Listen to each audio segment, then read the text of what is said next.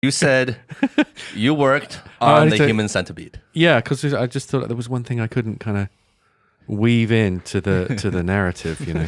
But one second, well, before you get into it, for the people who do not know what the Human Centipede is, Well, what's the Chinese name for the movie? Cultural phenomenon. like I know, but Okay. but it doesn't matter. I wish we knew the The Chinese name. Human Centipede. Look it up. Read about it while you listen to what we're going to talk about, because I'm sure he's going to share some interesting things. Because if you don't know the Human Centipede, please look it up. And if you do know the Human Centipede, we don't need to say it anymore because you know what it's about. Yes. Yeah, if you you don't already know it, please look it up. The Human Centipede. The It's movie. become one of those defining cultural things. It's a cultural Yeah, like thing. where were you when you saw the Yeah. Human Centipede? Like I saw it. Have you seen it? Yes. Yeah. Well, they made like Human Centipede 2 and 3, right? I don't care. Three. They made 3 I of worked them. on all 3. Yeah. You worked on all 3 of them. Yeah, You worked on all 3 Human Centipede movies. that's correct. Yeah. So what? Like how? Okay. Well, first of all, Okay. So how do you even say that? How do we? You can type in the. Is there like okay? There's the oh, I got it. 蜈蚣 Wukong. But that doesn't sound like it would be the name, right? No, I don't know. I don't know, but let me read. That's let the me biological read the one. version. Right, it is a story about a deranged surgeon with the ambition of creating a human centipede by stitching and binding the spinal column of 12 individuals, creating a that's the human second one. centipede in the process. Yeah. So that is what it's about. 2 is 12. 1 Mouth is to ass. 3. Mouth to ass. Everything Yes. was. 1 is 3 people.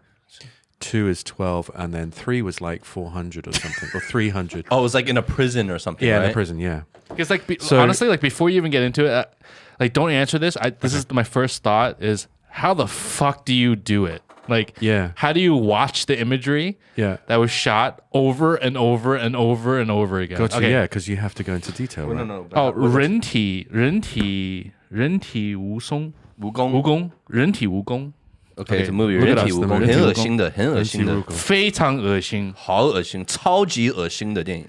Okay, You're anyway, probably not going to find it on ITE, I wouldn't imagine. Yeah, it's not gonna be on I iQIYI. don't know, it's going to pass the 有 censor. 可能你自己要好好的搜索一下。可能这边不会，可能没有。 All right, so okay, let's get to the heart of it. Okay, so all right, so if you can imagine the scene, I guess I was a colorist working in London in the when did it come out? Did it come out? I feel like it came out like the 2005, mid 2000s, mid 2000s. Yeah, so it was probably like 2005, 2006, something like that. And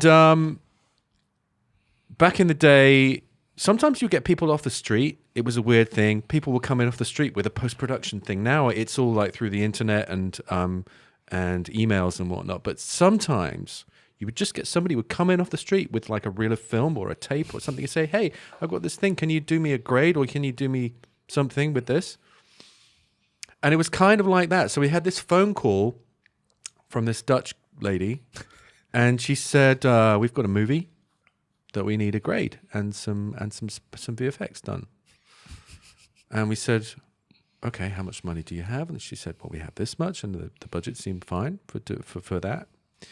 And she said it's already conformed. Sorry, that's a technical term, but it meant that our side of the thing was a little bit easier. Yeah. It was all on tape already. It was shot on the Sony Genesis, if you remember that camera. Oh, really? Yeah, very early digital, very good, very actually. high quality digital camera. Yeah, exactly. So we got this thing, and I just knew nothing. We knew nothing about the thing, about the story.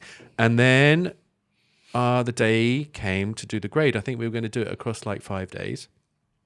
And the director came in. He's this very unassuming Dutch guy called Tom Six. And his sister, Ilona, who was the producer. So it was like a family thing.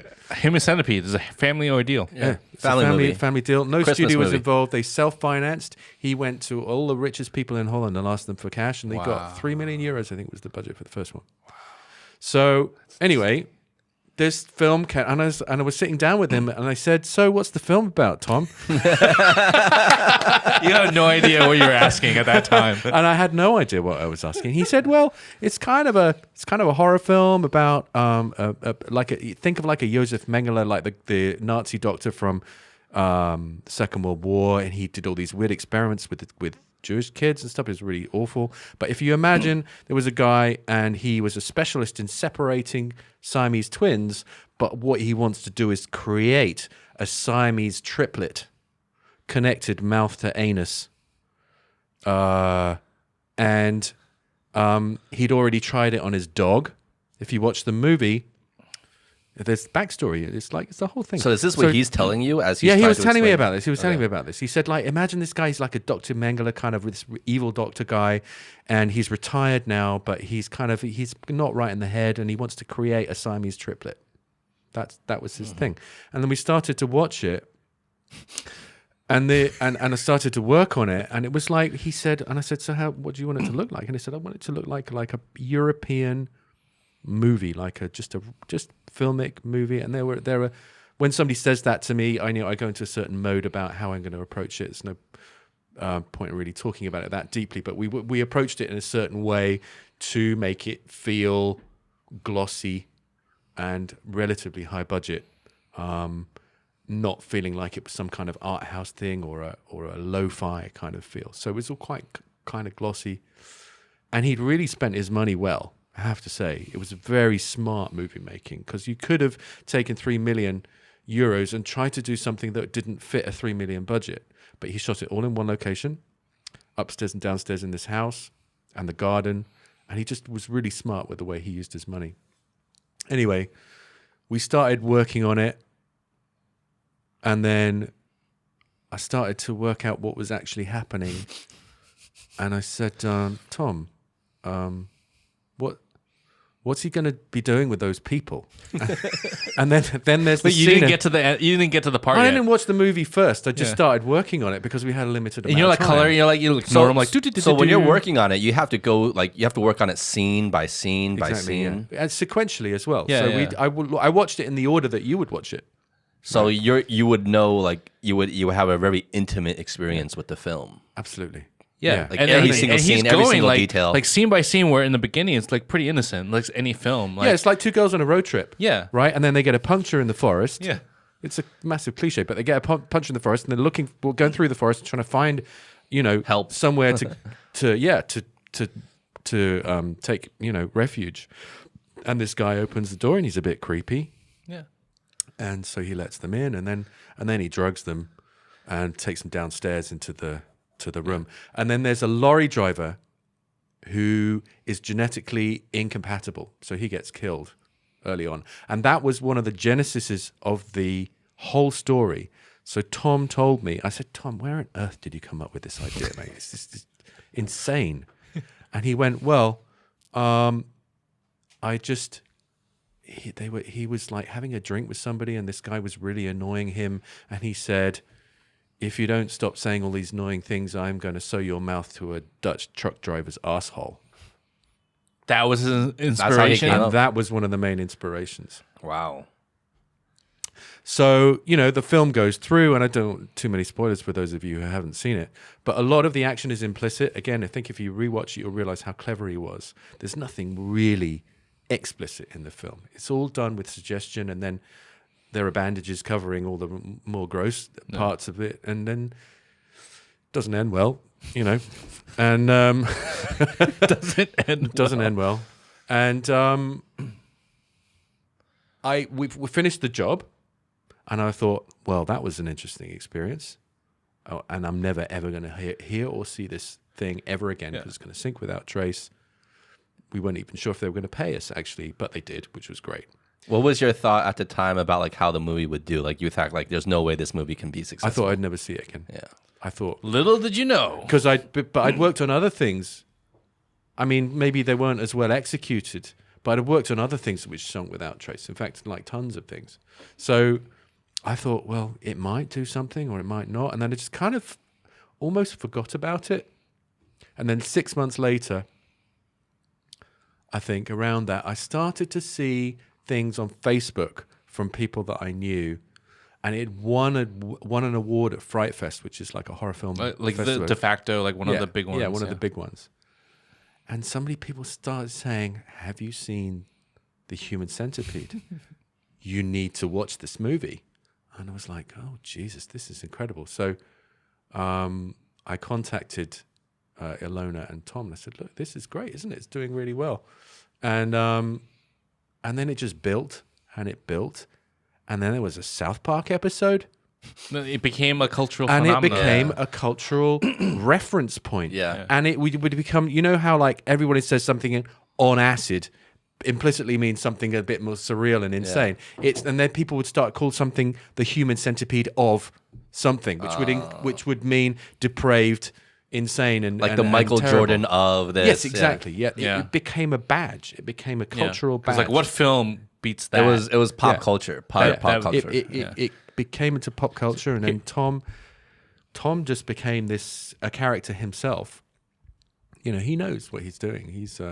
And then the second one came out, and First of all, how do you like continue that? the relationship. Yeah. Well, like, you know, the movie did really well. I was like, Jesus, like, might as well see if I can work with these guys again. And he had this team, and the team managed to create this thing. Help whatever small part we played in it. This thing took off to such an incredible degree. So the second one came around, and that got banned. That was difficult. You know, you were talking about looking at images over and over again. Yeah. There are a few scenes. But that was the one with the shitting, right? And like shitting. Well, it was a bunch of people. And that's the one I saw. Say this. Actually, I anal didn't see rape them all. he covers his dick in barbed wire. Yeah, that was the one that like took it to the next level. Or the sandpaper. He was like jerking off with sandpaper. Jerking off with sandpaper, wrapping his dick in barbed wire, and then raping someone. All this, it was very dark. And then a baby gets killed. Anyway, it gets it's like so nonchalant. And the baby gets killed. Anyway. And I did the color version. So he wanted to have a color, because the original version was in black and white, which I didn't do that one. I did the color version because he wanted to have a trilogy all in color, because he thought the black and white. The idea for the second one, it was supposed to feel like an art house movie, which is why he initially did it in black and white. But I was like, I went home to my wife whilst I was doing the second one, and I said, "You would not believe what I had to track this morning."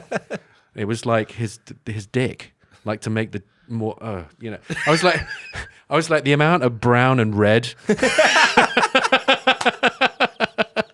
It was like. So is it just like when you're working, because I don't know how the process works. So do you have like one scene just like frozen on like a big screen in front of you, and you're like just adjusting the colors Pretty and much everything? it, yeah. So you had like this screen of like a dick wrapped in like sandpaper for like hours, just like right in Not front hours, of you. Okay. but minutes. But they were long minutes. It felt like hours. They were long minutes. You know. Okay, so I just want to come in. I mean, I don't want to get too technical, but you know, we work in the same field. If you're editing it, I feel like it's not as bad. Like you're picking the best take, and you're putting the images together, and like it is what it is. But when he comes in, he's got to like punch in to the image, and like when I say punch in, I mean like hone in to the details of that scene, and literally take a frame, and like break it down into like it's like detail. Yeah, break it down. Like he's staring at it, and he's breaking it down. He's like, "There's a little too much brown here." Like, I feel like it's a little too much here. Like, the tone is a little too cold. Meanwhile, the director's coming. He's like, "More brown, more brown, more brown, more red." You're like, we're freeze framing on like these like blown up images that people like face to ass. I'm just trying to imagine, how do you deal with that? You stop seeing images and you start seeing colors. Yeah. And composition. Yeah. And you try to dissociate yourself from the actual subject matter of it. Yeah, basically. Yeah. And the other thing, blood is really difficult to get right on screen, because it can look, you know, wrong. Yeah. And you always want it to look realistic, right? So. Well, I mean, the general consensus about blood is like people think it's red, but it's actually not red. No, it's not. What is it? When it dries, it's almost black. Yeah. And it's like a dark cherry. It's very dark. It's like a chrome, like it's kind of somewhere dark brown. between an eggplant and, you know, like a dark scarlet kind of. Yeah. Yeah. But blood is difficult. Blood is difficult. Chocolate's difficult. Chocolate's really hard to get right, especially melted chocolate, actually. Really? Yeah. Because it's like any of these in-between colors. Sorry, we're straying into colorist talk now, but the grays, neutral colors are always difficult. Rhodes are difficult. Chocolate's difficult because everyone knows what nice chocolate looks like, but then you just turn it one notch wrong and it suddenly goes pink, or one notch wrong and it kind of goes gray. But blood is the same. And then the third one, so the second one was art house. The first one was like European. Second one was like British style art house. The third one was Hollywood. And so that was a different I proposition. never saw the third one, so I don't know. Yeah, I mean, The third one is so self-referencing. Tom, the director, appears in the third one as himself. What? So can you imagine that mental What? gymnastics that went around that? Yeah. It's Oh, actually, wow. It's It's like kind of like breaking the fourth wall. if there was a fifth wall, that would have been broken as well, you know. But the third one is outrageous. It's almost like a Parody spoof parody of the other two. so it's like it's set in a prison, right? And like Well, you're very informed of the No, Human I've only Centipede. seen the posters. I don't never haven't seen it. I've seen the posters. So like in the posters, like it's clearly communicating. Okay, they're doing like a huge human centipede of like hundreds of prisoners, right? And I'm guessing from what you're telling me now, how it's self-referencing, is that maybe the prison guards or the prison warden got the idea from watching the Human Centipede. Right. Exactly right. So he gets the idea from watching the Human Centipede. That's crazy. And he gets the director Tom in as a consultant That's brilliant. To do it to the prisoners. to kind of help, That's kinda like say brilliant. whether or not it's viable or not. That's actually kind of brilliant. And it's like a punishment system. Wow. So the governor is played by the same guy who played the doctor in the first movie. Who he recently died, which is sad. He was a really good actor. But it was devised as a punishment system, you know, for the prisoners. I mean, it's a pretty bad punishment, right? So that's why they had like 400 Especially people. for the people at the end of the centipede. I mean, you Dude. know. Like, I mean, you want to be the first one, right? I mean, that's the best position to be in. I mean, my one thing was like, if, say for example, even if you're just like 6 people down, there's nothing. There's nothing happening. There's not a big difference between that and like the 400th. Exactly. Yeah. Yeah. But still, you want to be Even the as far up as second. you I can. mean, come on. Even the second. Yeah, but still, you want to be. No, still. I mean, you get to that level. You get to that point Yeah, where. but if the human centipede, in terms of its digestive tract, is really working like the crazy guy thinks it would, then if you're at the end, you're getting like everyone's shit. You know what I mean? But then you'd have to putting enough food for 400 people at the front end. Oh yeah, that's true. Right. That's true. That's true. So that was one of my thoughts as I was like, is this really viable? And then it was like, of course it's not fucking viable. You're like, stop it. Stop it. Color it. Color it. Yeah, just Less think about brown, the color. less Think brown. about the color. Yeah, less brown. Less brown. More orange. Oh my God. That is yeah. fucking hilarious. Do you feel like it changed you, like coming out the other end? Are you like a little bit like traumatized by it? Second one. Really? Second one was. I can imagine the second one being a bit traumatizing. Like, honestly, Yeah. if you're. And he really asked doing my it. opinion. And he said, "What do you think?" And I said, "I think you went too far with this one. I really do. I think that's, you know." And maybe to him is like it's a compliment. So Though, his right? name is Tom Six. Tom Six. Yeah. Like, do you feel after talking to him, and do you still have a relationship with him today? We talk on Twitter occasionally. Okay, cool. Like, do you feel like his motive was just shock and awe? Sensationalism. He's playing a role of that shocking guy. Just to be that's- like that something was his- so shocking. Exactly. He was anti-Hollywood. He's anti. He was telling me how many offers he would get from big studios so they could put his name on their next horror movie to give it some legitimacy. Well, I mean, you have to go back to that time because at that time you had someone like Eli Roth Yeah. that was creating films that were, I mean, from an American Hollywood perspective, that were pretty graphic, right? And Which films were those? Eli Roth, Yeah. like Hostel, Oh, yeah.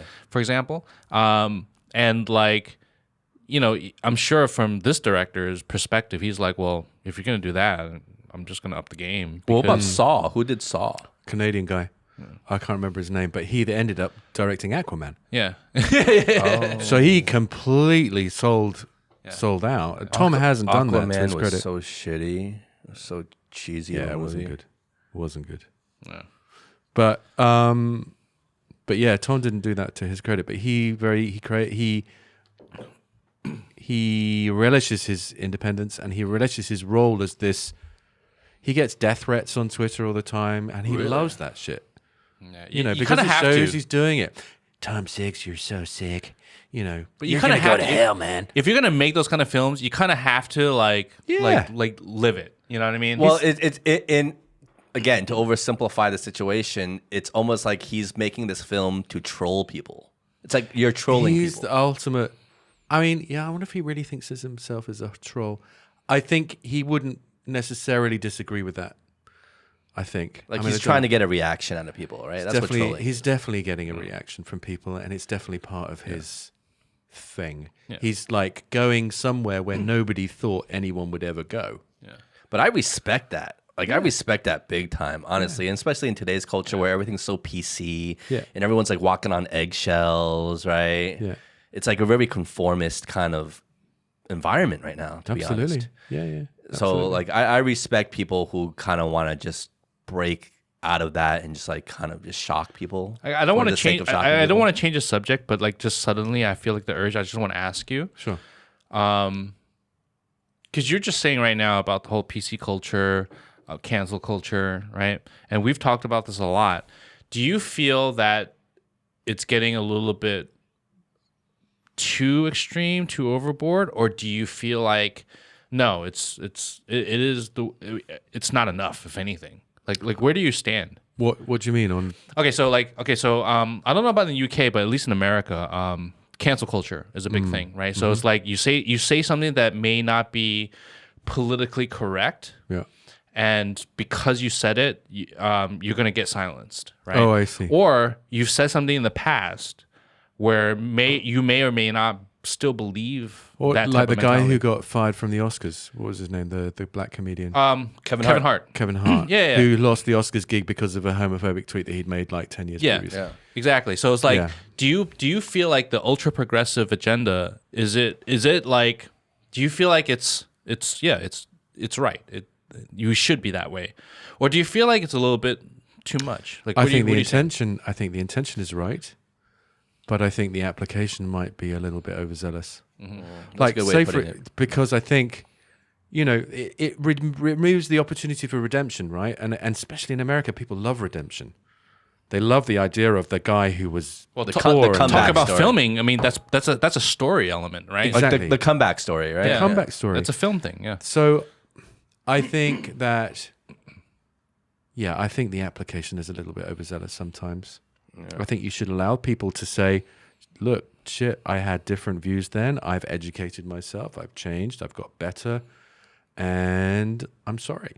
I think that kind of, if somebody's genuine about that should be accepted at face value.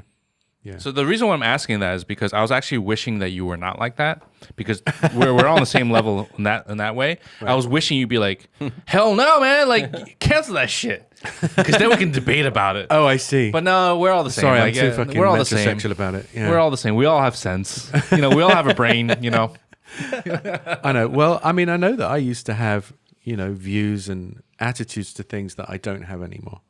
Yeah. We all change. Well, people change. Yeah, like I mean, if I'm gonna be judged by my worst moments, right? If you're gonna judge someone based on their worst moments, then none of us would be good. Oh, we'd all be screwed, right? We'd all be screwed. Yeah. Especially things we did when we were like kids and didn't know any better. You know what I mean? of Like, course. Because life is about that. Like life is about experiencing and how do you grow from your experiences. yeah. That's what life is. That's what life is. And most of us who are well-meaning and somewhat intelligent, we can reflect on our past mistakes without any external pressure to do so, but just for our own self-growth. Like we reflect on like a lot of things we did in the past, and we're like, oh man, I shouldn't have done that. Like that was just stupid, and you grow from that. Yeah, definitely. Yeah. What's interesting is like if I'm going to analyze myself, it's like I actually went the opposite way. So when I was younger, I was the ultra progressive when I was younger. Right. I was all about like fucking free speech, all like they're the oppressed. I'm there for the You oppressed. were a little snowflake, weren't you? Not a snowflake, but I was like, I was there. Yeah. But now Antifa. being older, I would probably be Antifa at that time. Yeah. But like but like being older, right, and going through life, you start realizing that it's actually not so black and white, and you actually realize that if you think about maybe your own personal agenda and you think about the opposite agenda, maybe both have their own, reasons that are legitimate, and like how do you find that middle ground? Yeah. Because nothing is black and white. And only through experience, right, and experiencing both sides and hearing and having that dialogue that you can have that type of conversation where maybe you can progress. Because if you're extreme, either way, where's the progression? Because you're not going to change the mind of somebody who's really dedicated entrenched in their thought, right? Yeah. And the more extreme you are with them, the harder they're going to dig their heels in on their side, exactly, their position. Yeah, exactly. There's so much outrage now. You know, people are outraged on both sides. Yeah. And everyone becomes entrenched. You see that especially in America. Yeah. Yeah. 100%. And even like a previous episode we had, like a recent one that we put out, I had a conversation recently with a friend in America. And so the things that I said on that show... Oh, he listened to that episode. Yeah. The things that I said on the show were... You could construe it as a little bit controversial because I'm more in the middle. I'm not like, 100% Black Lives Matter and stuff like that. I'm not on the other side where being like, there is no racism, all lives matter. Yeah. No. I'm looking at both sides and thinking about like what's the proper way to move forward and not having an answer. And that's the whole point of my conversation is like, I don't have an answer. But you have certain friends and like, society where depending on which side you're on, they're going to be like, no, you pick a side. Like pick a side. You're not picking a side. Pick a fucking side. Yeah. Like if you're not with us, you're against us kind of mentality, right? Yeah. But is that progression though? God knows. I think that certainly recently things are becoming more divided and more. Things are moving more.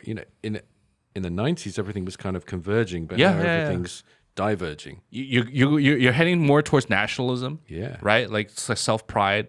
Like, and we were talking about that. Like, I think we're like globally, we're heading towards more isolationism. Absolutely. Right. Yeah.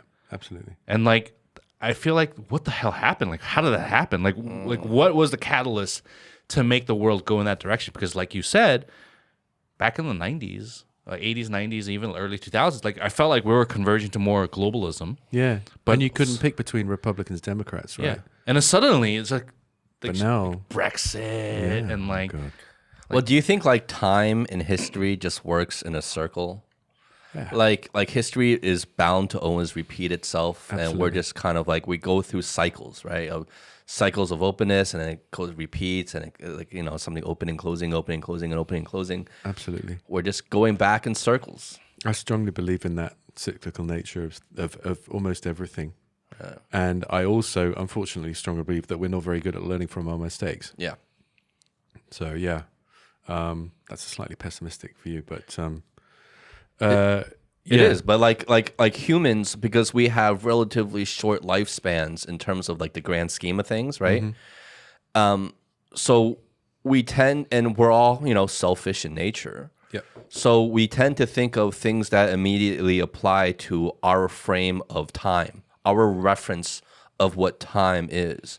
So things that happened before our time is not really part of our immediate kind of psychology. So even something that happened even a few decades before I was born, let's say, is not something that's really ingrained in how I process things, how I think about things, and how I go about things, just from my own personal point of view and from my selfish gain, right? So like, we don't really learn from things. Yeah, well, how could you, right? Because you're not in the cut. Well, I think like a really clear and timely example of that is like everyone's saying, like you turn on the news and everyone's saying like, they're talking about the COVID, right? They're talking about coronavirus. They're talking about this is unprecedented, like we're going through unprecedented times with this virus.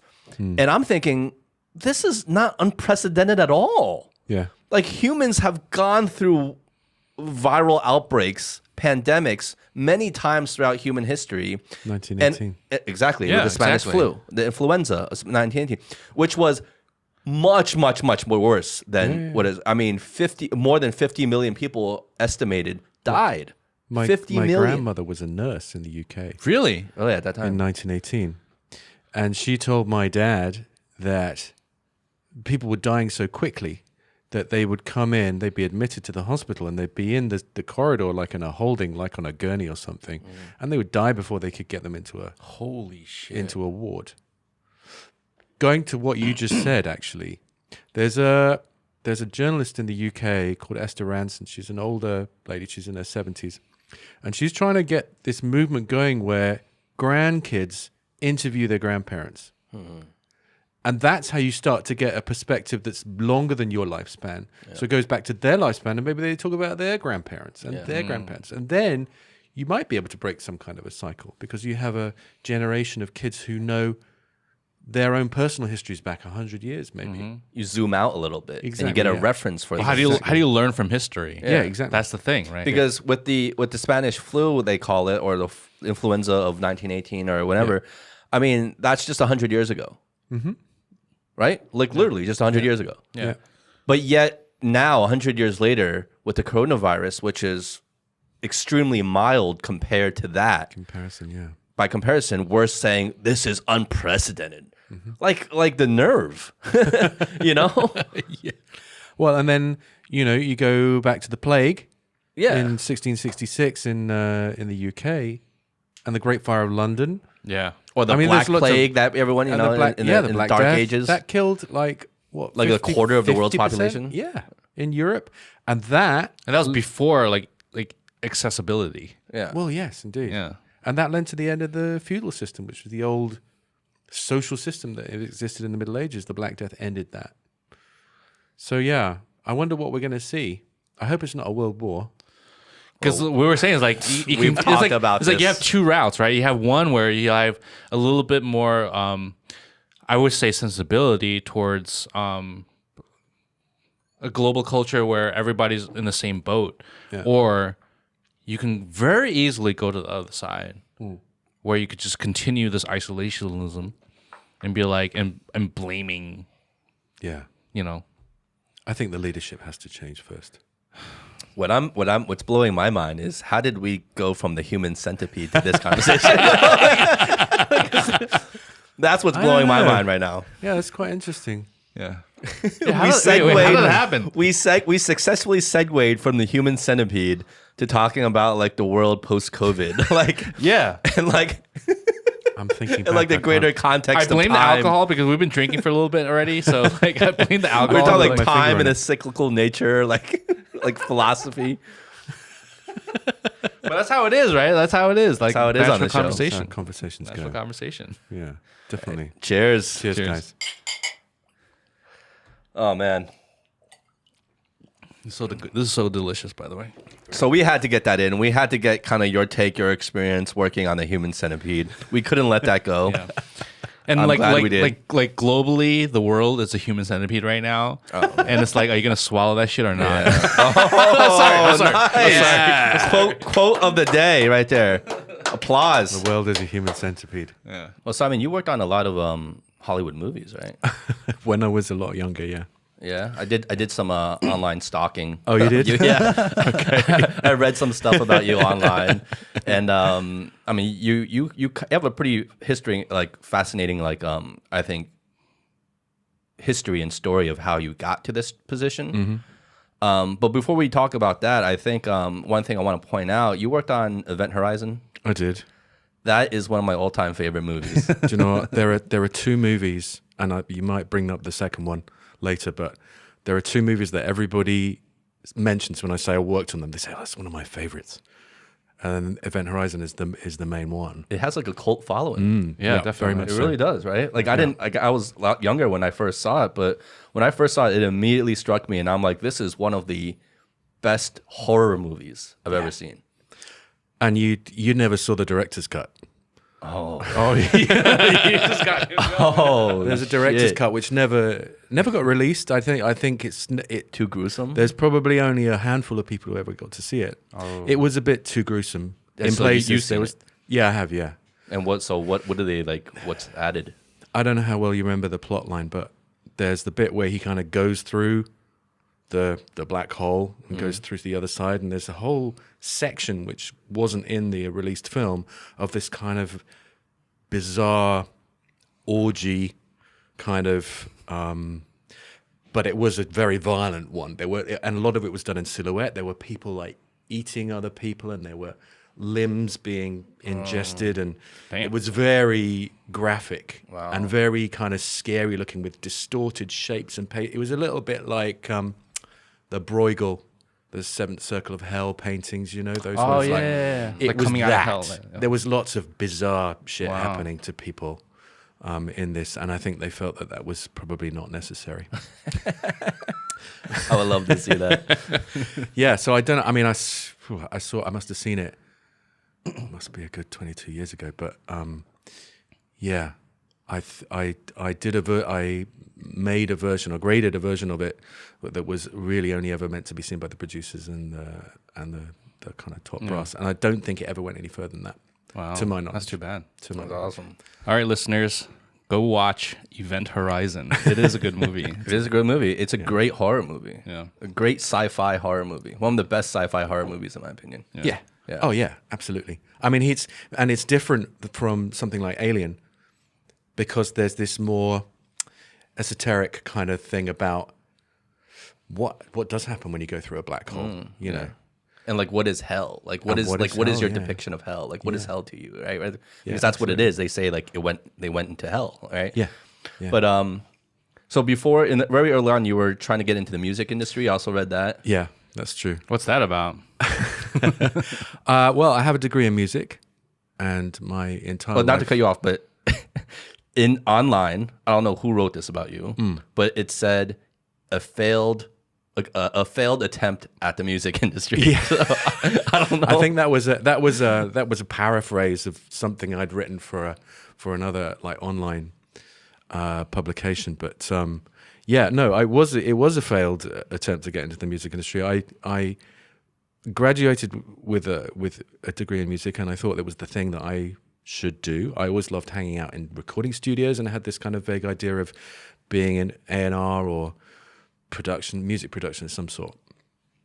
And I started working in the music industry in the early 90s. So I graduated in 1901, and I started working in like 92, 93. And it was like the last days of Rome in the music industry in those days. There were way too many drugs.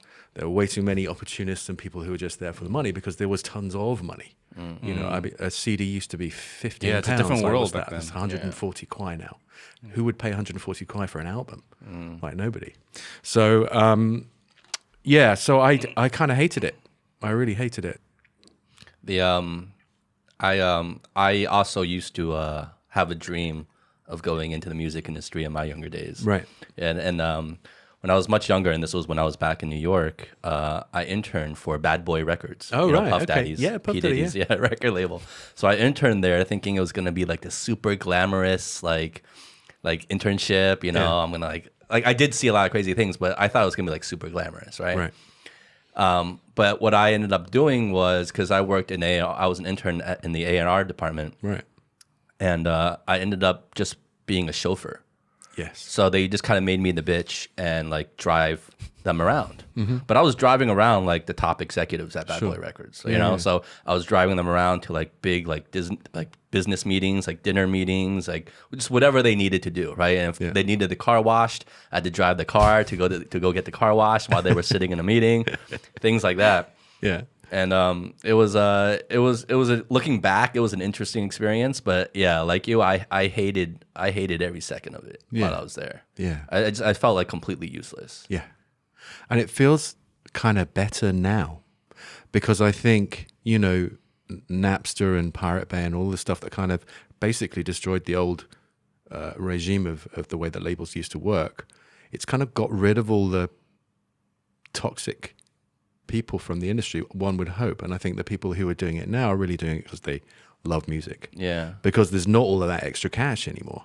There's a story in the, must be in the mid-90s, late 90s. EMI Records got taken over by, I can't remember the company that took them over. But the new boss had a look at the finance sheet, and he was like ticking off, yeah, there's the wages, there's the rent, there's the, the fleet of cars and this and that. And then he came across a line that said chocolates and flowers. And for a year, they were spending like in excess of £200,000 on flowers and chocolates. And he couldn't work out what it was. And he was asking around, like saying, flowers and chocolates, what the fucking hell is this? And then it turns out that was the drugs. That was the drug budget. Flowers and chocolates. £200,000 A year. on drugs. Mm-hmm. Wow. I would think even more. And that's 20 Yeah, I would think even more. That's 20 years ago. I don't know. Oh, Maybe okay. they'll buy you a lot of drugs these days. I don't know. But yeah, so I think those days are kind of are over there. Oh, yeah. So it might be interesting to see what it's like these days. But yeah. Yeah. When you were first offered the job, you had an offer from New York and you had an offer here in Shanghai. Yeah. Were they paying you about this? Was the offer for about the same amount of money? No, it was a different amount of money. And that kind of came into it as well. There was more money being offered in China because the job was a more prestigious level. Mm-hmm. The job in New York was almost like being a partner in a much smaller shop. And that kind of came into it as well a little bit, but the main thing was the adventure. The main thing was like, let's just see what happens, Well, what's the most surprising thing? I haven't been here for two years. You feel Wow, the most surprising thing was the lack of culture shock.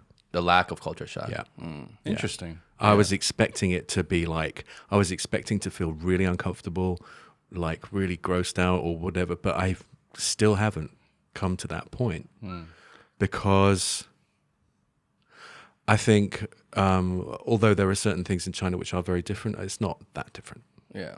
Well, I've said this many times on this show. I've had more culture shock moving from New York to Los Angeles than I did from moving from the United States to China. Yeah. Yeah. I really absolutely. did. Yeah. Exactly. Yeah. Maybe Which it's is because I was crazy. expecting it. Is Yeah, that an maybe. expectation thing? You're expecting it to be really different. So you're kind of, your bar is raised up really high and then Yeah. you get here and you're going, oh, there's McDonald's and there's Domino's and I can get a beer in a bar and it's like, so that's fine. What did you think you were getting yourself into before actually coming here? What did I think? I read a lot about, Chinese culture, Chinese customs, like the green hat thing, not giving anyone not giving anyone a clock, not giving anything in groups of 4. 戴绿帽子. Sorry, yeah. 戴绿帽子, Yeah, exactly, yeah. That's good. And not giving anyone a clock. not Don't giving send any- shoes as gifts either. Shoes. What's the shoes one? It's like telling them to leave, like to die. Oh, I see. Yeah, don't Oh, give I hadn't heard shoes that as one. gifts. Yeah. I was the green hat, clocks, and things in 4s. That was Yeah. that was the thing. Four is because four the Chinese is 4, which sounds Yeah, like sounds 死, like- which sounds is the like Chinese death. word for Yeah. die. Yeah, right.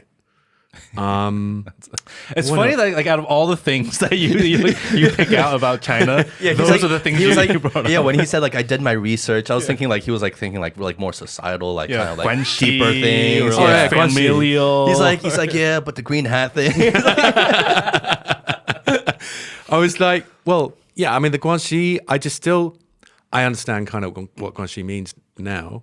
I kind of didn't really then because I think what I tended to do, and China is such to somebody from the West who's never experienced China as a country, seems like a very alien kind of place. And really, when you start hearing words like Guanxi, and then reading about some of the customs, you start to think, wow, it's really different. It's like completely different from what my experience is.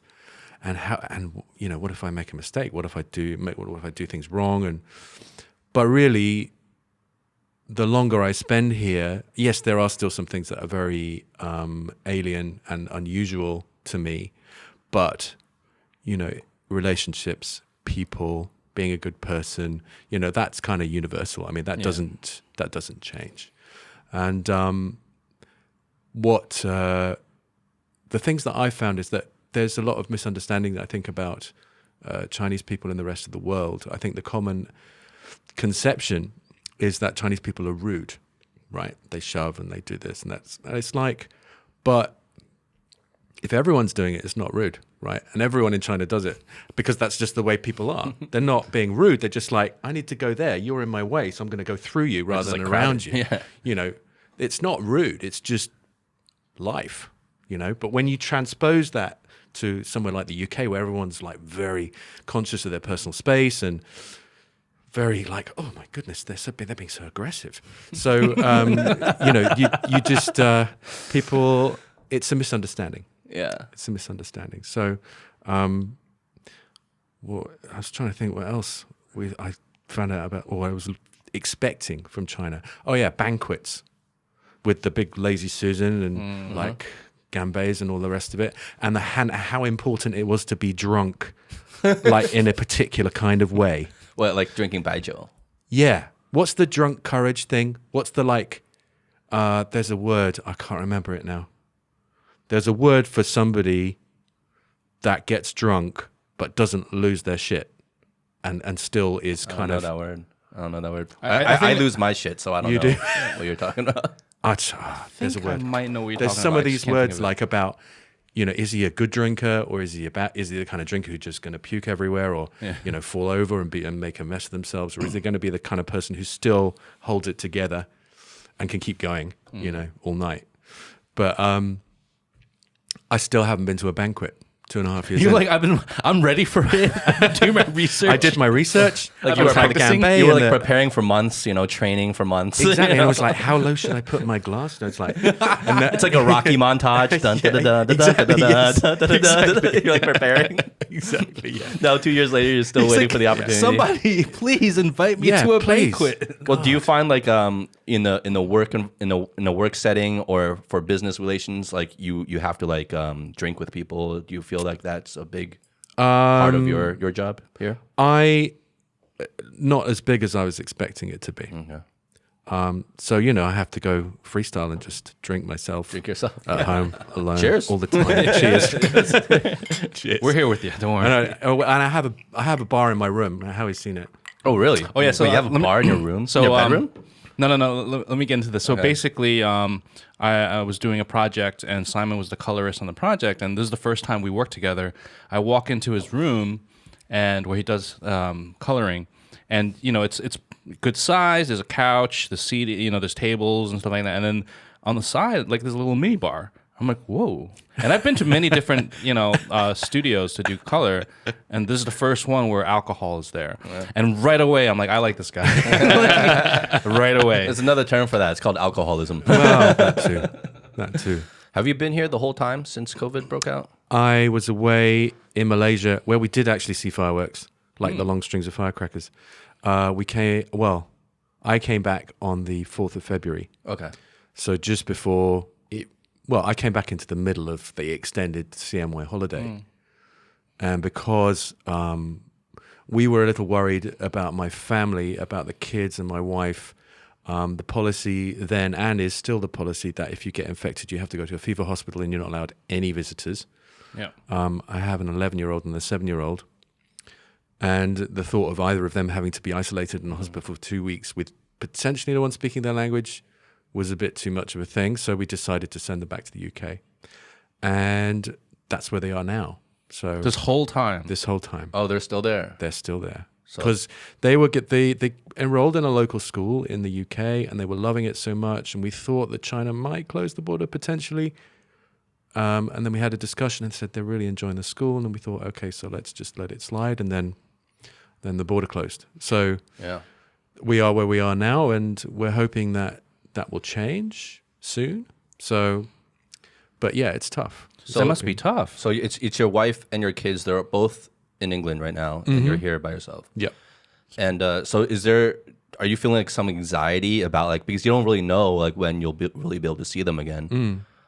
Early on, there were memes going around saying, you know, the last time China closed their borders, it was 30 years. But but I'm hoping it's not. I'm really hoping it's not going to be that. There's massive anxiety. And it's the uncertainty, I think, which is not just for me and people in my position, relatively privileged position, but over the whole world, people are just having to deal with this massive uncertainty. They don't know what's going to happen in the future. There's no, you'd be able to look forward to, say, Christmas or the next big date in the diary and thinking, well, it's going to be pretty much like that, barring something terrible. But now nobody really knows what's going to happen. So, huge uncertainty, and just trying to make the best decisions for forward planning that we can. Assuming that they're going to come back here. My wife just got offered a job in Shanghai, which is fantastic. So she has an even bigger reason to come back. Yeah. And she loves living here. They all do. So, we really hope that that's gonna change soon. Now you heard there's protests happening in London now too, right? There are, for the George Floyd stuff. Yeah, it's all over there. There's in Canada, London, everywhere now, right? The whole world, yeah. Yeah. Major Everywhere. cities all over. Yeah, it's good. I mean, it's a good thing. It's a good thing that people are kind of waking up to that. Yeah. Yeah. Are they? But how intense is it in London with the protests? Is it pretty mild? Pretty peaceful? I heard that they were largely peaceful, but they were protesting outside Downing Street, which is where the Prime Minister of the UK lives, and that turned a little bit violent. But we're not the news report was unclear as to the reason for that. Well, there's a good amount of blacks in the UK. Yeah, there's right? a huge problem with racism. Oh, I heard. Yeah, it's America, just like it does in everything else. It does everything bigger and better than everybody else, including racism. So UK, was heavily participated in the slave industry. We went around the world basically being massive vandals to countries: Hong Kong, China, Africa, America, South America. We went all over the world, kind of screwing things up for everyone. So yeah, you guys had a big party. We did. We really did. You guys had your fun. We did. India as well, obviously. So there is endemic racism in the UK as well. We wear it in a slightly different way. There's less obvious segregation than there is in the US, but it's definitely a problem. Does it manifest like it does in the US with police brutality? I think there's a good amount of evidence to show that. I think it's less of a problem, slightly less, but it's still definitely a problem. Yeah, yeah. But isn't that insane that we come from the States, you come from the UK, and we're all here in China now, and we're not living within that environment anymore. Yeah. And now, yes, we are Asian, like Chinese background, but we are still, Western educated and culturally and stuff like that. So, being in China where you have like 99% Chinese people, 99.9 whatever. It's a monoculture. Yeah, monoculture. Yeah. It's a little different, like standing out here for us, maybe a little bit of fitting in yet standing out yet fitting in. It's like it's a different way of looking at things, when you're living day to day. Because like for you, coming from UK, maybe like the majority is more white, right? And then now here you're part of the minority. Yeah. Like how's that feel? Like that sort of switching of roles. Like, does that feel like anything? That is well, it's an advantage sometimes. Professionally, it's an advantage because people will always remember you. Oh yeah, it's the Yingguoren with a huzi, So people will remember you, and that's an advantage. When you're out, up until recently, I'd never felt anything kind of negative. Never felt any kind of negativity. It's more curiosity and friendliness from Chinese people in the great majority of them. But just after the lockdown, I started to see people looking at me slightly differently. Maybe it was paranoia, maybe it wasn't. But you would get slightly more kind of... Just a longer look, right? A longer look and a slightly more disapproving one, Like, what are you doing here? Kind of thing. Have you got the virus? Did you bring it here? And I was like, I'd had to like practice 我在上海已经2个月, I've been here the whole time, guys. So, Yeah, but now that's dissipated, I think. Like you were talking about, everything's almost back to normal. And that goes for the way that I am perceived. I mean, I can add to a story like that. I recently traveled to Chongqing for a shoot. And so I had to, before going there, it was about just under a month ago, a couple weeks ago, I had to do the test, right? So to make sure that my COVID test, right? And I had to have that paperwork to prove that I didn't have it. Yeah. Now, that was just one step because I'm not a local, so I don't have my ID attached Shanghai to ID. attached to my health and stuff like that. So when I went to Chongqing, I had to give my health report as well as my passport. Obviously, that's my ID. The minute, so we had the DP was Australian, right? So the DP, they'll look at it and be like, okay, start writing it down, and then they pick up my passport, which is American. They go, 美国人. And all of a sudden, it's like they freak out a little bit. They're like, sound the alarms. Literally, they're like, when did you come in? When did you come in? How long? Where have you been the whole time? And just questioning me, I'm like, dude, I've been here since February. I'm good. I have the report. I just got tested 2 days ago. I'm good. And they didn't care. They're like, oh, we have to send this to the police department, blah, blah, blah. And they went all out. And a couple of the scenes that we were shooting at, we almost got blocked to not be able to go in. Wow. And I couldn't, we had to go through all this paperwork if we wanted to shoot the location. So we had to do a last minute change. Wow. Because I was American. Jeez. So I get so in a funny way, it's like as a foreign faced person in China, they'd be like, oh, let that look a little bit longer, but then they don't look at me that way. But then the minute I take out my ID, they're like, America, because they don't need to see his ID to know that he's a foreigner. Right? Yeah. I've heard stories from other foreigners there because there was like a period of a couple weeks right when. Things were improving here in China and things were starting to get really bad, especially in the States and in European countries. Yeah. There was a period of a couple weeks here where, I think the locals were very on edge when they saw a foreigner, right? A white person. You hear stories like in the subway, people are avoiding them. Yeah. Even in my apartment complex here, I had some guests, to come on the podcast, and they were foreigners, and it was around that time. And I had to go down and try to convince. Oh, your Baoan wouldn't let him in. Yeah, they wouldn't let him in. Right. And so I went down and I talked to them and convinced them. And after about 20 minutes of me being basically vouching for them and being like, it's on me, and they made me sign something if anything happens, I'm taking responsibility for this, blah blah blah, to get them in. And then that was it. So, but yeah, there was a period of 2 weeks, I think, that it was like that. But I think it is better. It is getting better now. Right? It feels better. Yeah, because the Chinese news was broadcasting what was happening out in UK and America 24 hours, and just like in Western news, it was hysteria, So of course they're gonna have. Well, I also think it was this feeling of because obviously the virus hit here first, and China had been at that point in time had been locked down for the longest out of any other country at that point in time, and it was just starting to get better. So I felt like the people had this feeling of we've just been locked down. We've been going through all this shit for so long, and now it's just starting to get better, and things are starting to get worse outside. That they were ultra protective, ultra defensive, ultra sensitive about any vulnerabilities of this happening again. Yeah, right. Yeah, definitely. But I think and it's now been hard relaxed. won. It's been really hard won by China, I think. Yeah. And I think that's something that the rest of the world just still doesn't quite get.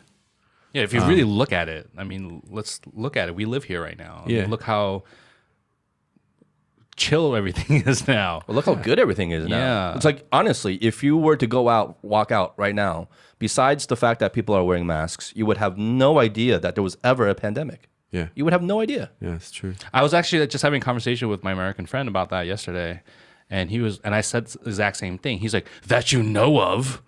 I'm like, hold on. He's like, you don't know. They might be holding back numbers. I'm like, stop. No. I've had friends that said that too, because they're reporting, but do you really trust those numbers? But do you really trust numbers anywhere? Well, that's I've had this similar kind of similar discussions online with other people. Well, we don't know what it's really like in China. Well, I can tell you what it's really like in Shanghai, and what it's really like is normal. You know, so. Like, do you know anyone that's been disappeared, you know, like, or anything, like, you know, like. Here's a really good one. I don't know anyone in China in my extended social network, which is admittedly quite small in China because I've only been here for 2 years rather. I don't know anyone who has had the virus. Nor I.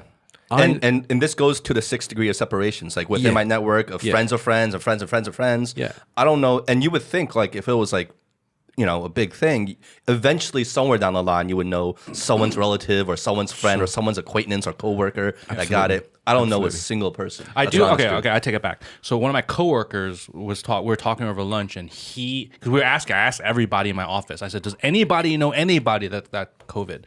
Everyone said no, except for one. He said, "I'm in a group chat of like 500 people, and one person said that they had it. Like they themselves had it? And they just announced it. They're like, I got it. I'll let you know what happens and blah, blah, blah, blah.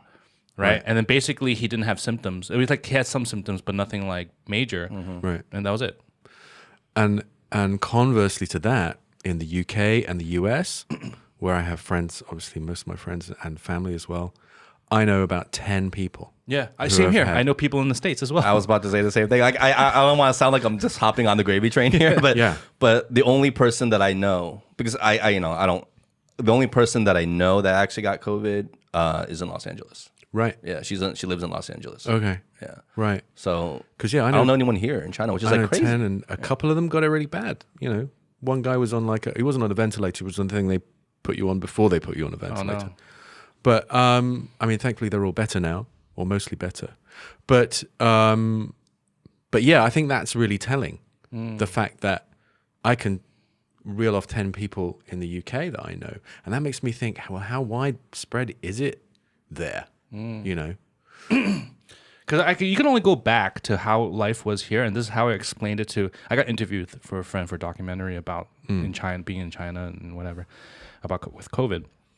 And one of the things I mentioned was that, I mean, forget about what the news has been saying about, China withholding information, blah, blah, blah. But basically, the minute that China realized that this is a major thing and they locked down Wuhan and, you know, in and out, they just locked it down, right? Yeah, Shanghai did the exact same thing, you know, within like 2 days or something like that. And Beijing. And you can, and like the major cities, right? Yeah. But for Shanghai, I remember like we were living there, we were here and we were like, okay, but we see all this traffic that's trying to come into Shanghai, and there's a lot of Wuhan like license plates. Right. And basically, the check was so like thorough that like either be like, no, you can't come in, or if you do come in, you're going to this one area. You know what I mean? Yeah. Until we figure out how to control this. Yeah. So it was like, and everyone just kind of like, you know, played along, you know, and if there are any like negative stories that came out of it with police brutality or whatever, I don't know.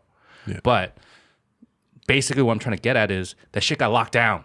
You know what I mean? And it's like it was taken very seriously and everyone played their part. Yeah. You know, whether it's the citizens of the city, you know, the municipality or like the cops, like everyone did their part in trying to make sure that this does not get out of hand. People were not debating or protesting whether they should or should not wear masks. Yeah. You know? That was not like a divisive issue where you see in other countries. Like there are actually debates, and it's become a point of like political division, just the mere fact of wearing a mask. Absolutely. In the middle of a pandemic, Yeah. which is mind-blowing to me that something as common sense as wearing a mask during a viral outbreak is something that you're debating. Yeah.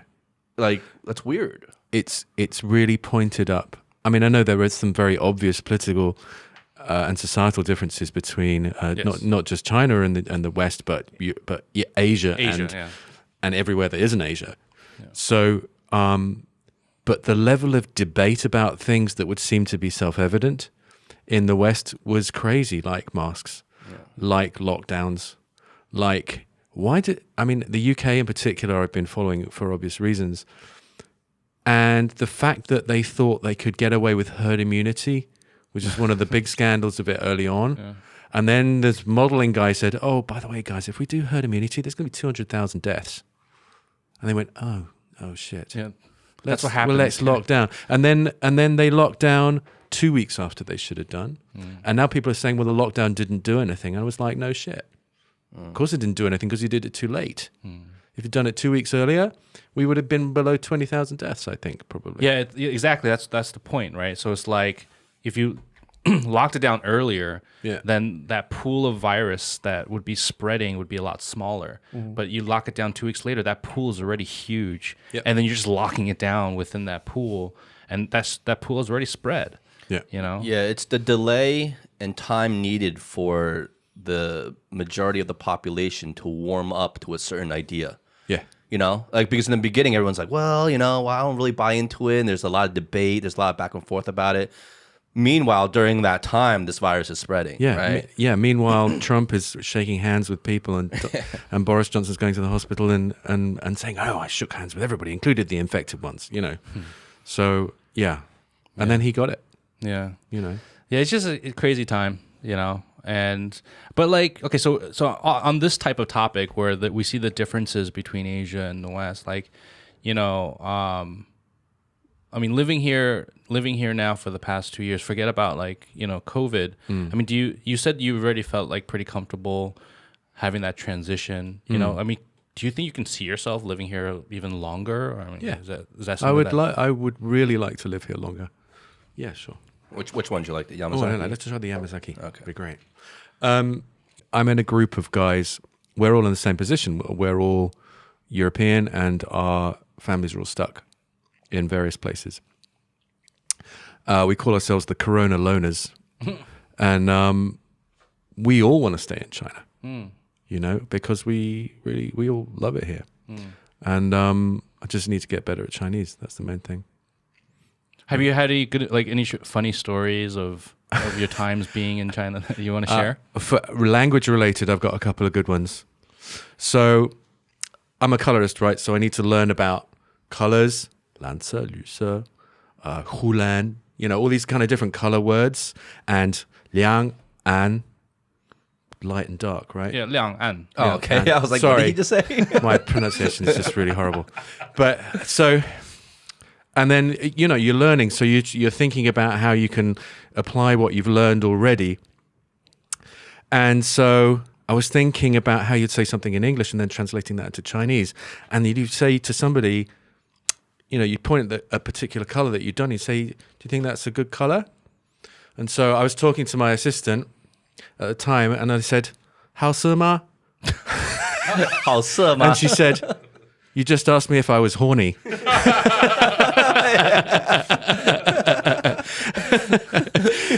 So that was a good one. 好色吗? And it's like, so now And then you everything. point to the client, 好色吗?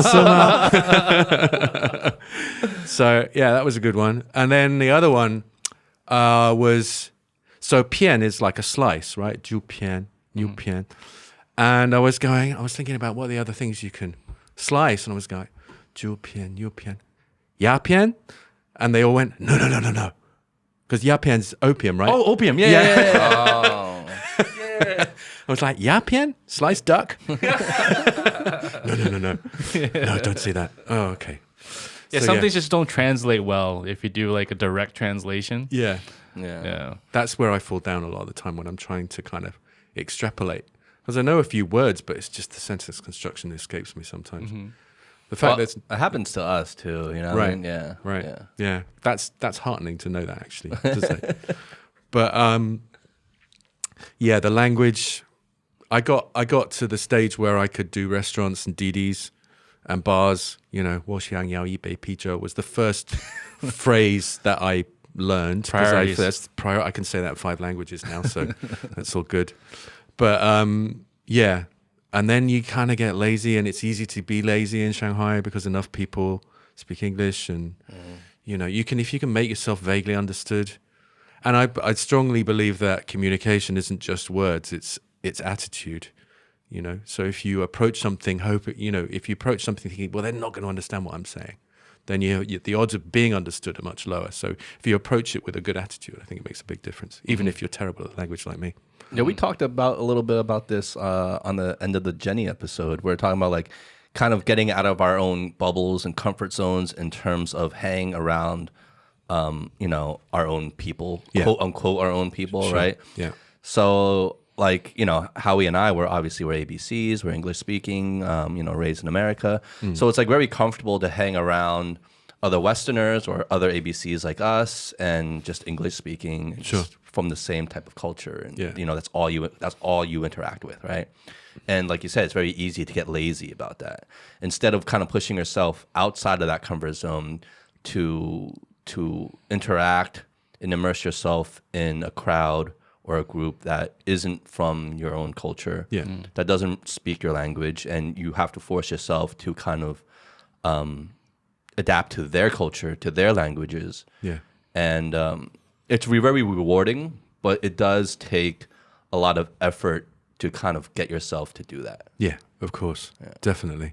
Yeah, some of my best times were in those situations where I'm totally, I'm not around any type of English, any English speakers, and my Chinese is really pushed to the limits, that kind of thing. Yeah. Especially in the earlier days. And but it's a great experience. I feel like that's a very important part of life, that you have to be out of your comfort zone, because the minute you get out of your comfort zone, that's where growth happens, right? Absolutely. Yeah. And learning. Yeah, definitely. Like just from a selfish standpoint, like you improve yourself, right? Yeah. Like even without having to really do that, just by the mere fact of having moved to China, to Shanghai, huge. Like my Mandarin, like rapidly improved, like by leaps and bounds the moment I moved here. Yeah. Right. Because you're forced to use it every day. You're forced to speak it. You're forced to try to understand it. You're forced to read it. And most of these times, it's not convenient because you're like, oh, fuck, I wish this was in English. I could just like read through this contract or this instruction, so much quicker. And it's annoying and it's frustrating. But at the end of the day, after having gone through all that annoyance and frustration and inconvenience, now it's like you're so thankful you did, because like my Mandarin, even though it's not that great still, but it's 1,000 times better than what it was when I got here. Sure. Right. Yeah. So, and now it's like it's relatively very easy for me to live here, and I can deal and handle things just fine. Sure. But it was like if you think back to all those cases that led up to this and that helped me, none of them were that pleasant of experiences at the time. Gotcha. Because you're just annoyed, right? Yeah. I mean, there's also that assumption. Nobody assumes that I can speak any Chinese, but you guys, they would automatically assume that you're at a disadvantage. So you're at a disadvantage. So that Kwai guy or the IE or whoever it is who talks to you, they're just going to go blah, blah, blah, blah, and you're going, eh. But with me, they know I don't understand. They can tell. They're like, oh, Yingguoren, whatever. So I just, I get it. It must have been tough when you were first here. Yeah, like we talked about this with Kimmery way back in one of our earlier episodes.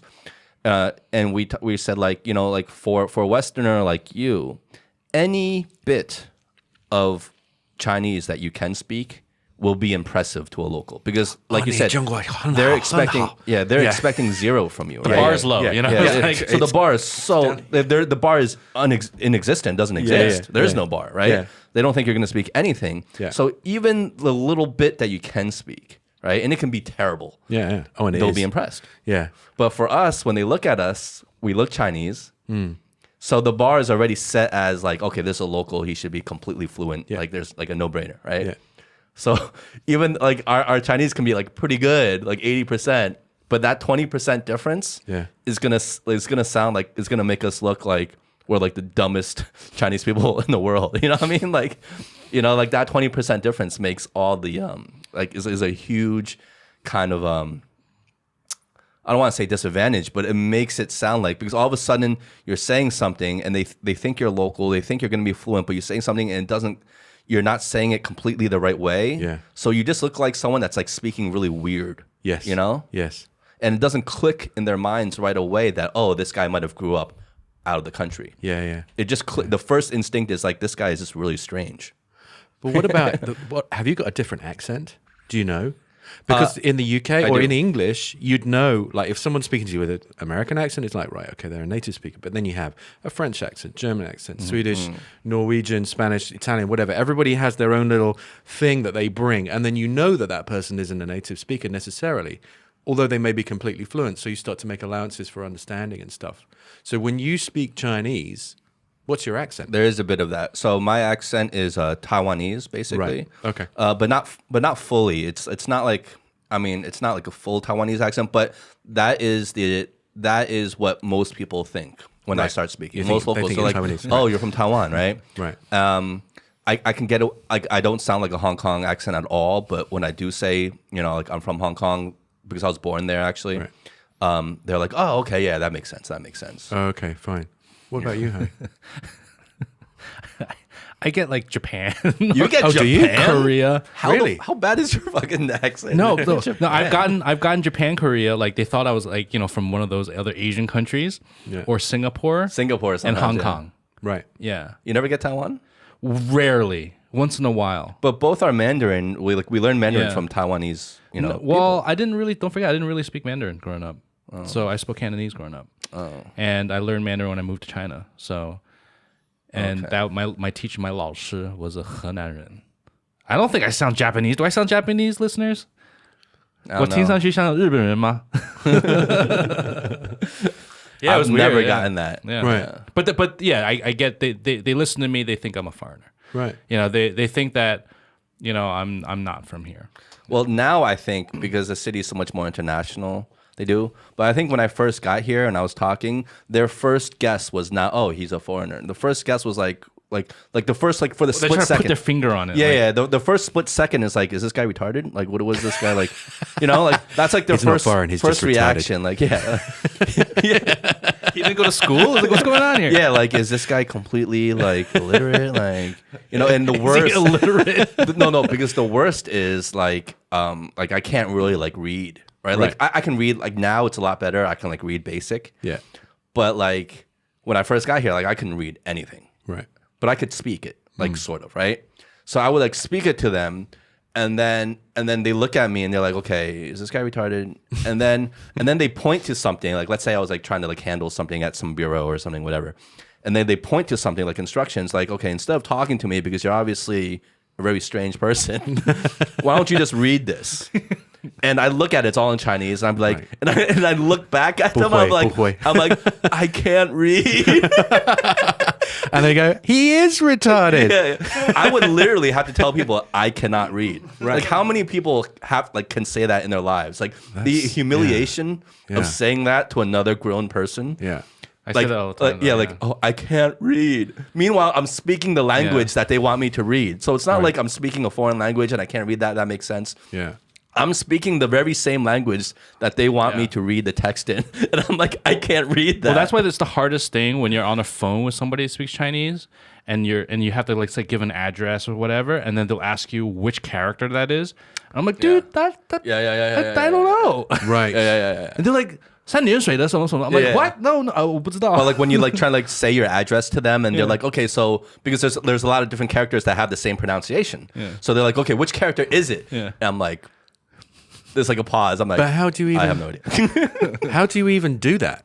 I give the phone to somebody that's Because local it nearby. sounds the same, right? Yeah. Sounds the same. So how do you explain which character it is? You Or have it's to- the one yeah, that yeah. looks like a little dog. Or, No, you have to break down the bullshit. sub symbols in that make up the character. Yeah, there's like the Bullshit, left, right? and then there's like the right, and Yes. like the left there's like it's like the So like Chinese characters are made up of a lot of other smaller symbols, right? Right. Lines, dashes, boxes. and they all have a name. They all have a name. Right. there's like there's a certain, like for example on the left there's like a handful of different types that can be, it could be like the hand character as the left, or it could be like a mouth character as the left. Right. And so they'll ask you like which one is it, the mouth, is it the hand, is it the Yeah, like if you say like wu, like the which wu, you're like, oh, 口天吴的wu, right? Or like 周, like it was like, oh, 3点水的周 or 没有3点水的周. You basically right? use that word in different ways to explain to them see. which one it is. I see. But then when Okay. our vocabulary is limited, and to add on that we're not even sure which character it is. well, I don't know. So then you're like, Or- you just keep repeating the sir. words. You know?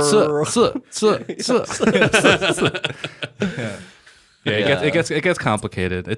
But I feel like, I mean, let me ask you something, because you said you were learning Chinese when you came when you first moved here.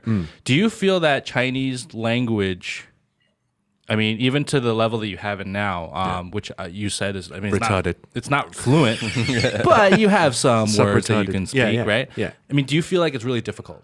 Like for somebody who doesn't speak Chinese at all, like a 100% foreigner coming in Wait, here. so you learned all your Chinese after having moved here? Yeah. Oh, okay. Like how hard is it? Really bloody hard. You almost spit out your drink, Howie. Really bloody hard. And I tell you why. On the face of it, Chinese is the most wonderfully logical language, right? Coming at it as a foreigner, you look at it, there's no tenses. Isn't that wonderful? Like one of the most confusing things I would imagine in Latin-based languages like English, French was there's a tenses. I'm going, I went. Yeah. You know, that kind of thing. And then in French, it's just as bad. In Spanish, it's kind of maybe worse The than female, the male, and the female. That everything's got gender. Like we used to say, words have sex in French. But so there's no tenses. There are groupings of words which I really like. Like so, colors you combos. have and then with meat it's ro, ju ro, ji ro, whatever. So that's kind of easy. And then Thai. There's lots of really great things about Chinese which make it actually quite easy to get to a very rudimentary level, a very basic level, and then counting is good. I love the one hand counting thing. That was fascinating when I first kind of learned it like this. Yeah, 6. And then which way do you do qi? Do you do ba like that, or do you do shi like that, or like that? Yeah. You know, there's all those different things, which is great. But what gets you, once you get past, you hit these walls, and I've hit about 3 or 4, and I never got to the 5th one, to be honest. But you get to a point, you go, this is so hard. How do I get past this thing? And then you just keep repeating and repeating and trying, and then you get through that thing. There's stuff like, what used to really get me? The use of positional things that then become things in time. So, hou, like hou fan, after dinner, right? But hou mian means behind. So the fact that something can be a positional word, but also a temporal word. Oh yeah, that screws. 后面 and 饭后. Yeah. Yes. Yeah. 后面 Yeah, 饭 so 后. one is Yeah. is a time chronological thing, Yeah. and one is 爸 a 爸喜 positional 欢喝茶 饭后 or 后饭 whatever 饭后 it is. 饭後 Yeah, Dad likes to drink tea after dinner, right? Yeah. I was like, well, hang on, but 后面 is behind, so he likes to drink tea behind dinner? Like that's But it kind of makes sense though, right? Because it's But like behind- behind the time. It's like behind. but it's in front of the time then, behind, because it's I like guess. do you know what I mean? Yeah, So yeah. it's stuff like that that kind of gets No, me. you know why? It's because we grew up with the words before and after, like having that certain meaning. Because I run into this all the time. Like when, for example, we're looking at a film, and I want the editor to go back, right? Like go back 往后, Yeah. right? Go Yeah. back like Go 5 backwards. seconds 后5秒. Yeah. But they go forward, like they'll go 后, like after Right, wherever the because cursor they're is. now, and that is where Yeah. they were before. Because 前 is Yeah. Yeah. so Qian then mian. they'd be like, I'm like, ho. I'm like, no, not that ho, the other ho. The other ho. Oh yeah. shit! Yeah. Okay. Yeah. I never broke it down like that. Yeah. So I'll get mixed up once in a while still, all the time. Because qian is before. Yeah. 往前, 往前, 往前, 往 But 后. like, okay, it's the same thing. Because in English, it still translates. Because if you're like, oh, before that, right? It still applies. He would go. It's forward. still different. I mean, like I get mixed up all the time. But it is strange, right? There is like kind of like almost like these loopholes where it's like, Yeah. yeah. And sentence construction. Simple questions, fine. I can do that. But trying to construct a kind of semi-complex sentence, like, can you come next week? Like, so what would it be? I can't remember next week. 你下周下周你回来？你下周可以来吗？可以来吗? Okay. So things like that are just like, I don't even know how to say that. I kind of think I have the words to say it. I just don't know which order to put them in. You know?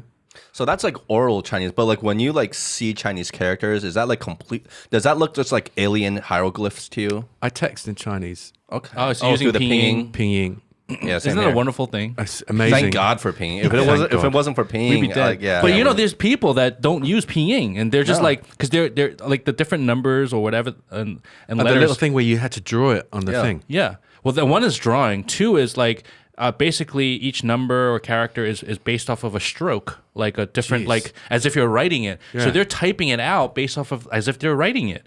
So like the letter H, for I don't know, for example, is this stroke, or that stroke. So they're like stroking it out like as if they're writing the characters. That's crazy. Oh my goodness. Yeah, because when I see that, I'm like, what the like mind blown. Yeah. And I'd be like, no, I can only write in pinyin. Look, Taiwanese people. A lot of Taiwanese people, they don't know pinyin. So I'm like trying to write in pinyin. They're like, I don't know pinyin. Yeah, because they learn traditional Chinese, right? Yeah, and so that's all like strokes and stuff. Yeah. Well, they like Ubi. right? Ubi. Oh. Yeah. Yeah.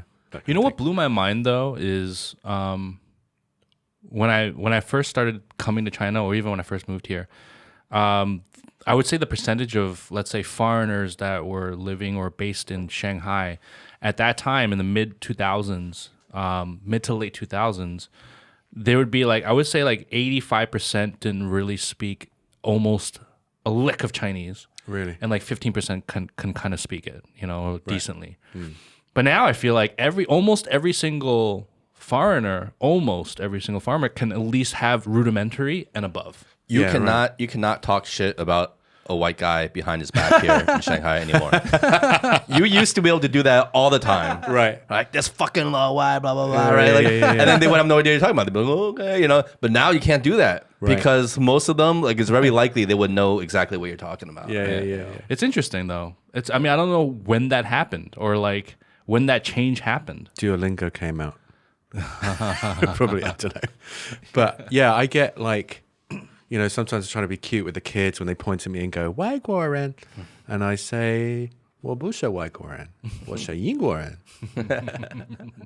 Actually, that's a great question. I want to ask you: is your kids? They've been here for 2.5 years. Have they been learning Chinese? They haven't been here for 2.5 years yet. Okay. I was here on my own for like 8 months, so they came in January 2019. I didn't know that. I didn't know you had. I was under the impression you had kids after you moved here.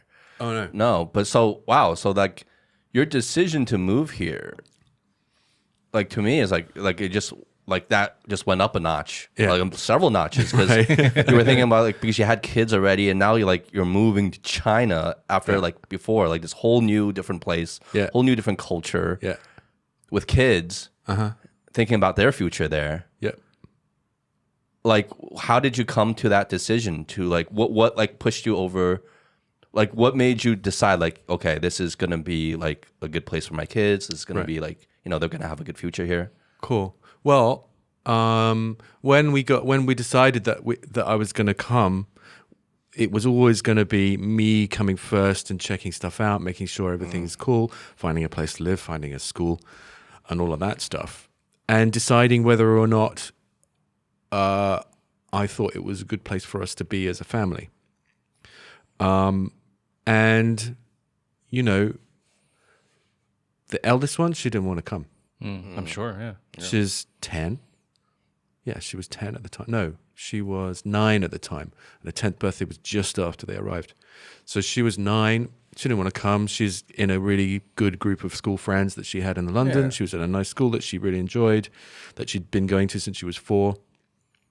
And she is... I hope she won't mind me saying this, but she's naturally a person who likes to have her stuff around her, her routine, and her familiar things. So this was a huge upheaval, really almost for her more than any of us. Actually, I would say it was more of an upheaval for her. The youngest one was 5. She doesn't really care either way. Yeah. She just wants to be, have her toys and have her stuff around her and have friends to play with. So, which she has all of those things here. So. My eldest now really likes it here. Really? She has a really good group of friends that she made almost immediately, which was really good.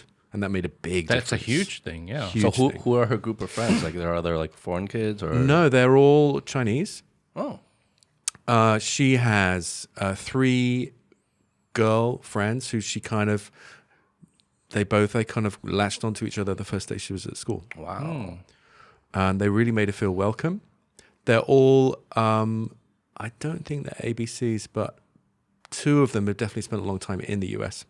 So they all speak fluent English, which makes a big difference. But it's kind of annoying to us because we're thinking, well, it'd be great if you could speak more Chinese. Speak Chinese from them. And they go, no, we want to speak English. So I was like, oh, jeez. So, so that made a big difference. And she's really aching to get back to these girls now because they want to start a YouTube channel and all of that stuff. We were saying yesterday, the last episode, didn't we talk about that? How our guest, we were talking about the future of China, right? And one of the things that I think Eric asked him was like, well, what would you say like is an important thing about the future of China if you're going to say it's like the rest of the world or something like that? And he was like, learn Mandarin. Oh yeah. Seriously, man. Because that's I feel I agree with that. Well, my dad always said this to me growing up. He's like, if you want to cover the world, there's only 3 languages you need to learn. Learn English, learn Spanish, and learn Chinese, Mandarin. You have those 3 languages down, even at a basic level, you can go basically anywhere in the world and speak to them. Yeah. I mean, you're covering what, 60, 70% of the world's population. Yeah, well, Spanish is a huge area that it covers, right? Yeah. Different dialects, but they all understand each other. Yeah. And then English, obviously, world language, and then now Mandarin. If you're Mandarin, you got a huge place covered, and even more so in the future. A lot of schools in the West also teach Mandarin. They do, now. they do. But I think you're really fortunate with your older daughter in that it sounds like she kind of warmed up to living here like really quick. Yeah. Usually it takes a while, I would think. It's Especially for a girl of her age, it would take maybe a few years. At least, if at all. Yeah, definitely. That first retrospect, they arrived in January. The worst time to come to Shanghai, in my opinion, because the weather is Cold, right? terrible. Yeah. The air is awful, Yeah. and all of the bad stuff, the dampness, the coldness, they're coming into The a indoor new, heating that is exactly, and coming into a new environment, into a new house, into a new school. Going from, my wife was, she had a high-powered job in the UK. She gave that up in order to come to China, so it was a big adjustment for her as well. And the first 3 months were really tough, because the eldest one, she didn't really want to be there. She had a 10th birthday just after they arrived, and that was a bit of a without her good damp friends thing, there. Exactly, and it was just after CNY. So I remember we ordered a pizza, like from Pizza Marzano, and because it was just after CNY, there were no drivers, and it was raining, and these pizzas arrived like 2 hours late, Soggy and cold. Oh, no. and the boxes were soggy because there was so much rain, and the guy was in a bad mood coming up the stairs, and my wife shouted at him and stuff, and it was a bad. Your heart must have just sunk. Oh, it was awful. It was awful.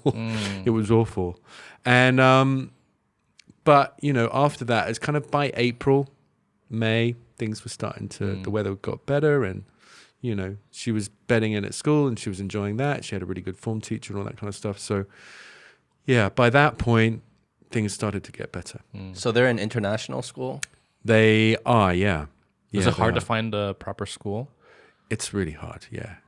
I've heard a lot of stories about the difficulties of private schooling, international schooling here. Yeah. It's like, I heard number one is getting into it because like the waiting list is ridiculous, right?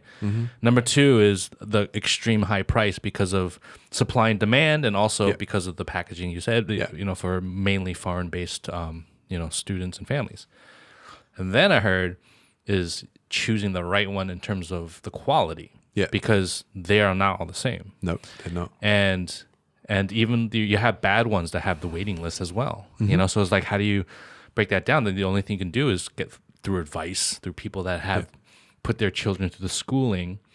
And then you have the last one that I've heard, and this is through just through the years, just meeting people, is a danger of putting your kids through these international private schooling, in the sense where you have a good chance where these in the high school level, right, in the older level, where these kids are like wild because of the environment they're in, because the families tend to be a little bit more well off, and you're in another country, but it's mainly English speaking in the school, where they get a little bit more rebellious. Drugs come in real early, Right. and that's Even in China? yeah. Wow. What, really? Yeah.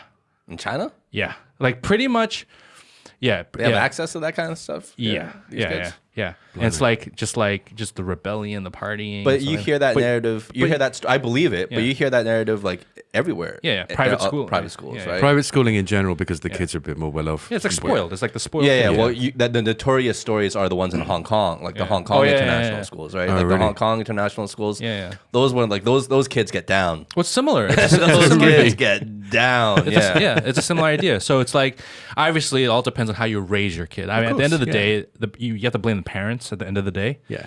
You know, but yeah, you just hear that, and it's just fascinating how crazy it is because, like you said in Hong Kong, it's the same thing in Hong Kong. Like the pressure of putting your kid in a good school. And like these parents like save all the money to put their kids in these like private kids schools. these kids have money to spend, so they have more access. I mean, personally, for me, like I went through the same thing. Right. You know, like because I went to a private school in New Jersey, Right. for high school, and you know it's. For lack of a better term, it's a rich kids private school. Sure. You know, like everyone was really well to do for the most part. You know, you had kids on scholarship there, Yeah. but for the most part, they all came from very wealthy families, very like kind of preppy. You know, like, Yeah. very well to do, Waspy. Yeah, very waspy. Exactly, extremely waspy. Not that many minorities at all. Yeah. So that is the high school I went to, and when these kids have a lot of money to spend, and especially in the suburbs, there's not much to do. So what do they do for entertainment? These kids with money, they have a lot of means, they have a lot of money to spend, a lot of time on their hands, and really nothing else to do.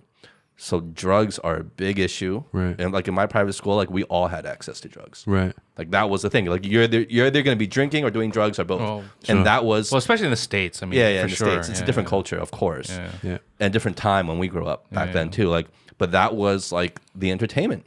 It was Yeah. like, when are we gonna go get high? Yeah. You know, when are we gonna go drink? Very rebellious. Yeah.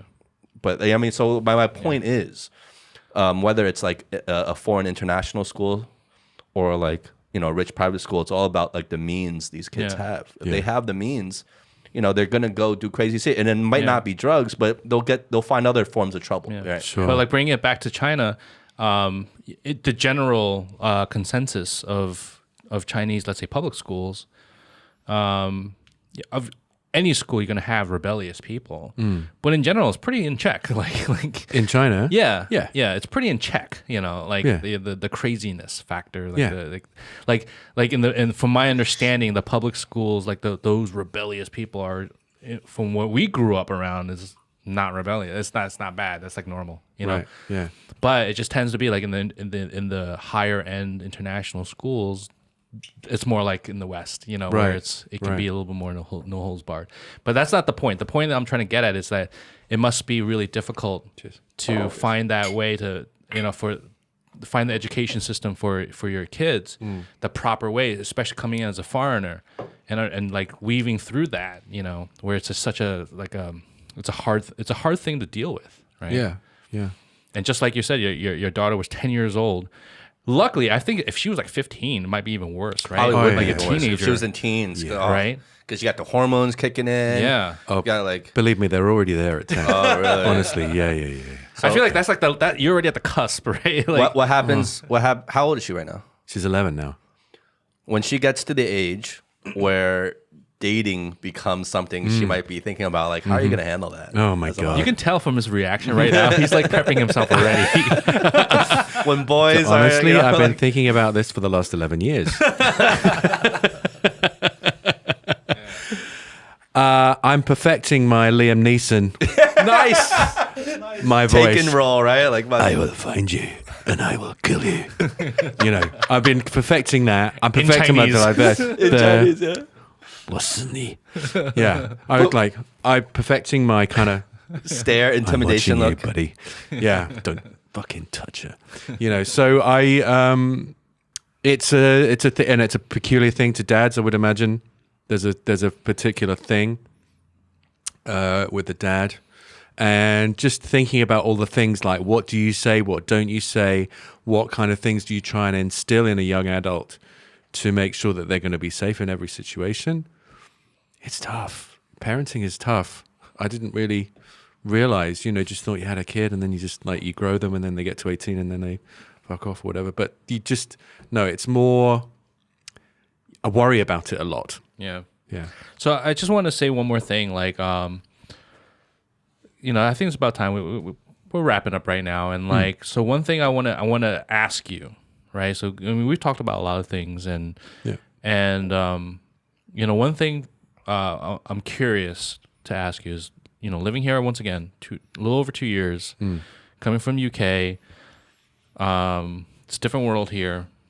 If you were to give a message to people around the world that don't know anything about China and, would want to hear one thing from somebody that is living here, what would you say to them? Like to let them understand what life is like here. What life is like in China. Yeah. Really putting them on a spot. Just curious. I'm not sure I could answer it so simply and quickly, but I suppose the main thing I would say it's really not that different from anywhere else in the world. Despite despite what you might have heard or despite what you might think and everything is then filtered through these political lenses and Agendas, everyone has their agenda and everyone has their suspicions and everything that they've heard and read about this country. It's not that different. That would be my main thing. I mean, there's some crazy shit that happens here, like the people dancing outside the restaurants in order to get ready for work, and then all the old lady dance clubs, and there's all of this weird cultural shit that is just so far removed from what I grew up with. Yeah. But basically, people are just people, humans. Like we're all humans. Yeah, we're all just humans, and that's a very timely thing to be saying right now. I think it really is. We are all just people, and I think the sooner we realize that as a planet, the better off we'll be. Yeah. You find we find the similarities, right? Which when we point out the similarities, you actually point out the humanity between everybody, right? Absolutely. Because if you just focus on the differences, then you're only going to go down this path of negativity. Yeah. And you have to question the differences too, like what Simon was just saying. Like a lot of these differences are just beliefs that we've been fed or built up in our own minds that a lot of them aren't even true. Yeah. I mean, when I first arrived, one of the big surprises for me was I was like, oh, China, it's a communist dictatorship or whatever, and it's this totalitarian state, and common narrative. It's a very common thing to think. It's what I had always think. It's what all of my friends outside of China think still, despite me living here and talking to them about it. I came into a country thinking that everybody was going to be doing exactly the same thing, exactly the same time. Everyone was going to be cowed, downtrodden, downward facing. Oh, there's a policeman there. I better watch myself, whatever. And then one of the first things I saw was a lady jaywalking, an old lady, and the policeman like telling her off and her just like going, talk to the hand. I am not talking to you. And there's this wonderful thing. Actually, one of the things I love about China is the amount of fucks that people don't give. Oh, yes. About like lots of stuff. Yes. Zero fucks. Zero fucks given. Like this is one thing that really one of my dad friends loves is like he loves the fact that an ambulance can be going down the street with the siren and the lights, and then a guy will do a U-turn right in front of the ambulance, and there's probably some like really critical patient inside, but the DD guy's like, I need to do a fucking U-turn, like whatever, I just let me do my U-turn. And then there's that. We love that. You love the amount of also the going back to the old lady story, like the amount of talking back you can get away with to the police here. Yeah. The lack of respect is unbelievable. It happens a lot. But the thing is, no one is scared of the police. But here's the thing. The police actually is a lot of things. I see it all the time, especially with elderly. Like the police are trying to curb jaywalking and stuff like that. But at the end of the day, I'm putting words in their mouth, but they're elderly. I'm gonna give you leeway. I've told you that you can't do this, but go, just do it. No, but even to like non-elderly people, they're very conflict adverse. The cops are. They're not trying to incite conflict.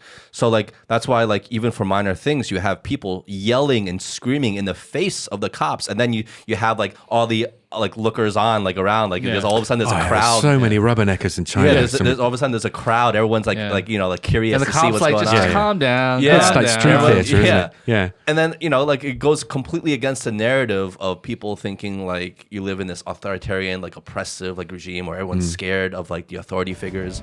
Meanwhile, like the biggest mistake is people think people are afraid of the government. The government is more afraid of the people here. Of course. Yeah. There's way more of Yeah, them. exactly. There's 1.4 billion, But yeah. Anyway, cheers, Simon. Cheers. Cheers. Lovely Thanks to for speak to doing you this, guys. man. Thank you. This was Thank you for fun. asking Wow. me. It was a great time, man. Very good. All right, guys. I'm Justin. And I'm Howie. Peace, guys. See ya. Bye.